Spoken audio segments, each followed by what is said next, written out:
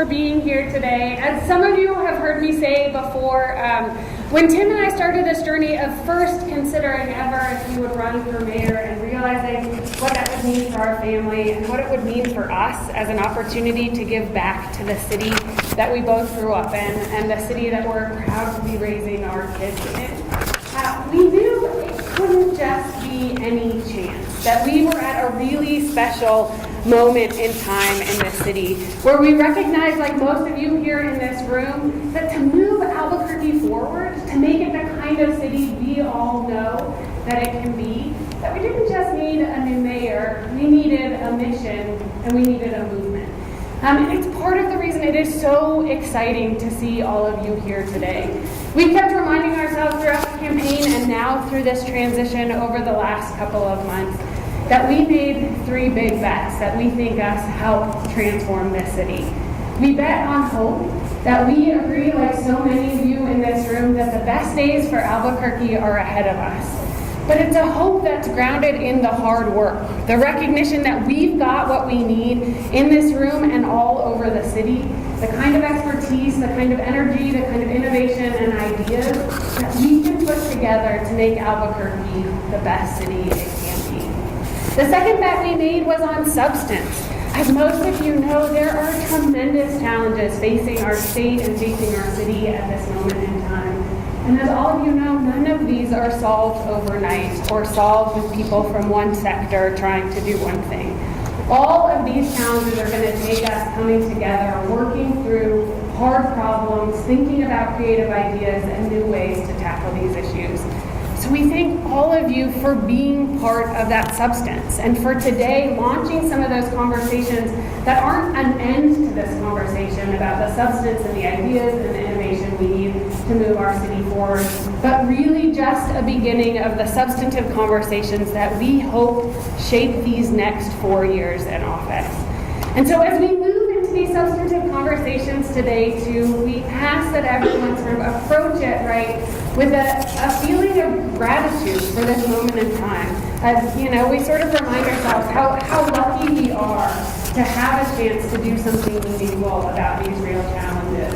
And to respect folks in that conversation. Intentionally, what we've seen over the last 60 days as lots of you have helped and engaged in conversations about the transition is that we may have really different ideas about how to move Albuquerque forward. And that's exactly the point. We need some of those different ideas. We need to be able to build on each other. So remember, as we're engaging in these conversations, that everyone is here today. You have given up time on a tremendously beautiful Saturday afternoon to be here because you all love this city and you all want to play a role in making it go forward. So as we listen to each other, as we share ideas, as we offer challenging questions in these conversations, let's remember that we are all here today as part of moving this forward. And the final piece and the final bet we made, of course, was on people power. That none of this happens without you. And I want to thank a couple of, key groups of people in this room. I want to thank folks who have served at the city, some of them their entire careers, looking for ways and solutions. There are folks in this room who have served at the city who are new to city service, who have come in over the last 60 days and are looking to combine some of those fresh ideas with the tremendous experience from some of the civil servants that we have had guiding the city and moving it forward over time. And we have lots of committed citizens and community leaders here today who have been making a difference in their own realms and are looking to connect that with other ideas from folks across the city.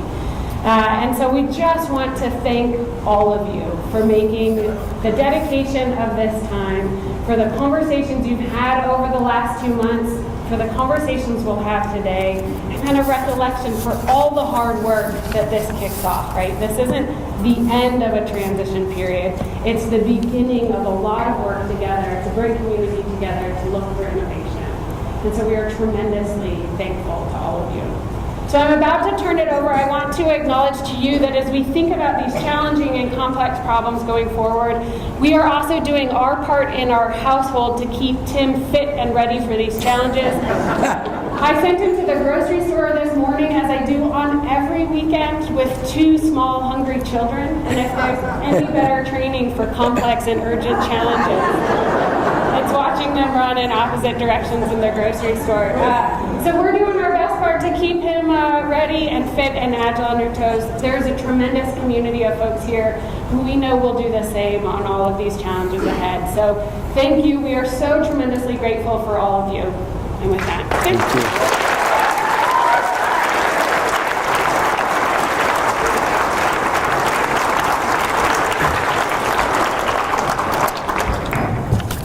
And Tim's speech. Which I just wrote, printed out, and then left on the desk. So, but we've got a couple of things that we want to talk about today, but I also want to begin by saying thank you. Thank you so much for this opportunity to even stand here before you on a beautiful Saturday afternoon in Albuquerque. And I know that what we saw throughout last summer and what we saw in the fall was an election that our city had not seen in a long time. And I mean that not even if you were a supporter of mine, even if it was for someone else. We saw a community engaged for the first time in a long time. And that was reflected in the turnout that was almost double what it had been in the past. And so this is a good thing for our city, but it's a reflection of how far we have to go and how different things need to be. And so I'm super grateful for the chance to actually do this for the next 4 years. And as we stated from day one, this has always been about a movement and about a vision that we're going to implement together. Now, that's not going to be easy. It's actually getting harder. Like every day when I walk in on Monday morning, I'm like, oh, didn't know about that. You know, so we'll talk about some of those issues in terms of ART and others. But we are ready for the challenge. And our city is ready for the challenge because we know that we've got to push past a lot of these issues that have been holding us back and finally move forward. And so that's what we're going to talk about here today. And there's a few things actually that I get to do, which is sort of much more technocratic than we would normally do, but that's why this event is so special. We have never had, to our knowledge, at this stage in the city of Albuquerque with the new administration, an event like this. This is the first of its kind in Albuquerque, and we think very few even around the country.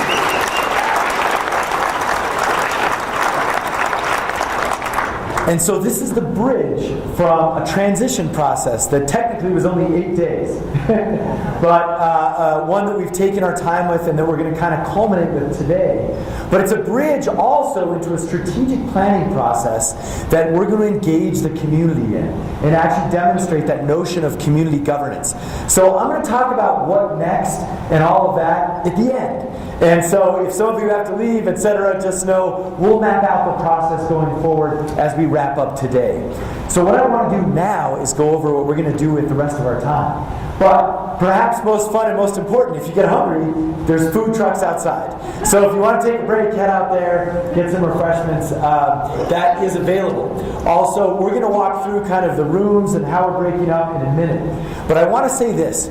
Community engagement is by definition a little bit messy, a little bit unorganized.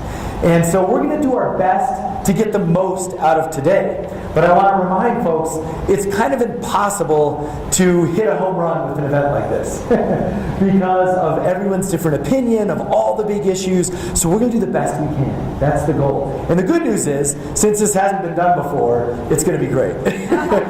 So let me talk a little bit about the game plan.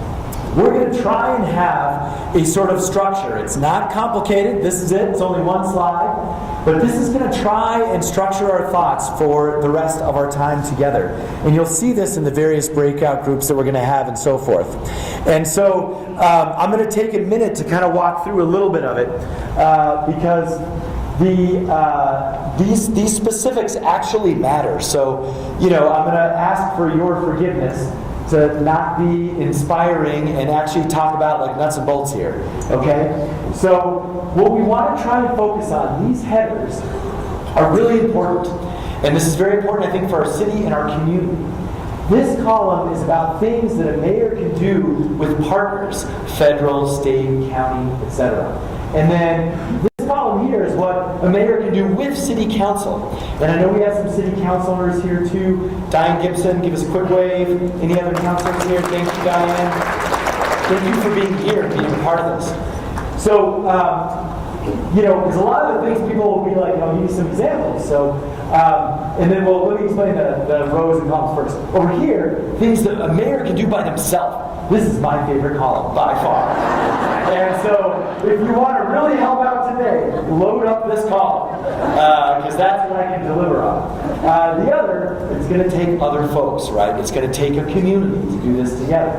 Now, over here, we're trying to also keep it really simple. We want to find out things we just want to stop doing, things that we want to start doing. These would be new things. And then things that can scale, right? So this was classic on the campaign trail. The past administration, believe it or not, they had a lot of good ideas started, but they couldn't scale them, right? Especially in areas around homelessness and behavioral health. So we're very sensitive to this. How do we scale the good ideas? Okay, now, so let's look at a couple of examples. So for example, to stop, I would love to stop expanding our carbon footprint. That's obviously going to take...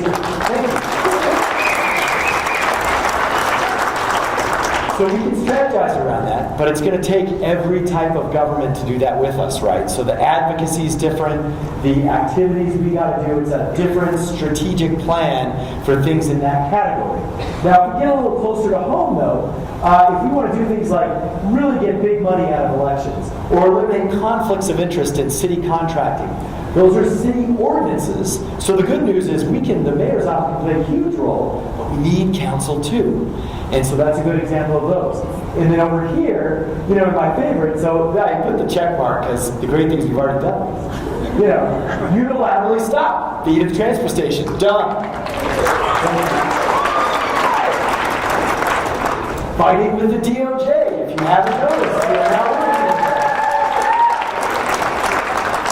So these are two good examples where, again, we want to really just be clear about what we can do with urgency and with passion and fully and completely versus what's going to take a different path.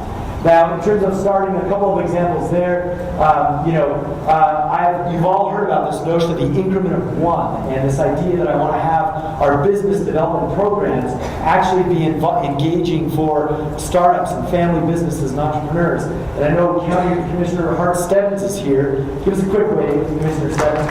So right there in the back. I think she coined the term increment of one. So if you have questions about it, ask her. If you like it, thank her, because it's a really cool concept. But that's going to take, right, a lot of different entities to get that done. We're going to do what we can do at the city, but it's going to take a lot of folks to get that done. Now, mayor and council, similar theme. IDO. I know a lot of people are here to talk about the IDO, and we're going to have a breakout program on this. If you don't know what it is, it has to do with kind of zoning and planning in our city. The IDO is a good example where if you can find some things that the mayor can do by themselves, we want to know that. But the IDO is now an ordinance, for better or worse, so it's also going to take council. So that's a good example of something that's going to take council to work on. And then here, some examples of leadership at APD. Done. Every level. Signing the Paris Accords. We did that a couple of weeks ago.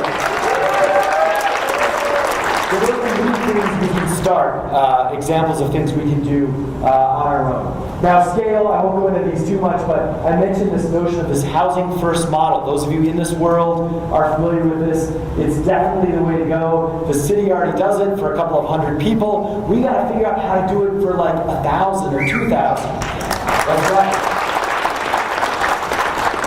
But in the housing world, there's a lot of partners. There's some federal HUD funding and things. There's the different homeless organizations that already do this. There's county funding, there's state funding. So again, that's a good example where it's going to take some partnership. Over here, in terms of what we can scale with city council's help, a lot of the arts and culture things that we do. We have some amazing arts and culture activities. But it's going to take either a little bit more funding or some different prioritizing to make Summerfest incredible again. And to spread it around the city and to invigorate neighborhoods with arts and culture. Those are things we're going to have to work with council in the budget process to do. Now, a couple of good things I think we can scale right away. We're trying to be very specific in this, and it's always, you can never get kind of 100%, but we're doing a good job so far. Diversity in hiring. I'm proud to say so far, our directors, our executive team reflects Albuquerque. It really does.